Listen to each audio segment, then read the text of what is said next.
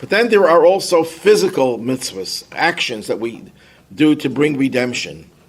Perhaps more than anything else, the Rebbe emphasized tzedakah, giving tzedakah, which they translate as charity, but I'm not going to go into the language that tzedakah really doesn't mean charity, it means righteousness, but we'll leave that for another time. But the simple meaning is you're giving money to help someone who's in need, to help a poor person, a needy person, or a needy organization that does good.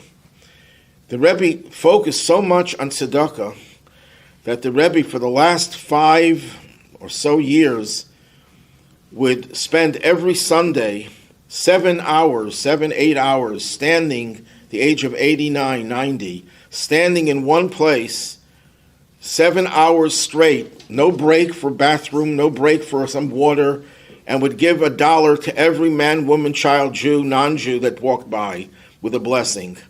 And the Rebbe said the purpose of that $1 is for you to give it, or in exchange, because no one would want to part with $1 you got from the Rebbe, you could exchange it for another $1 and add some more of your own. So on a given Sunday, my estimate is that the Rebbe gave about between $5,000 and $10,000. So instead of giving it to his own organization, he gave 10,000 people every week $1 so that they can give to the charity of their choice and add more of their own. So on a given Sunday, my guess is that hundreds of thousands of dollars were distributed to charity as a result.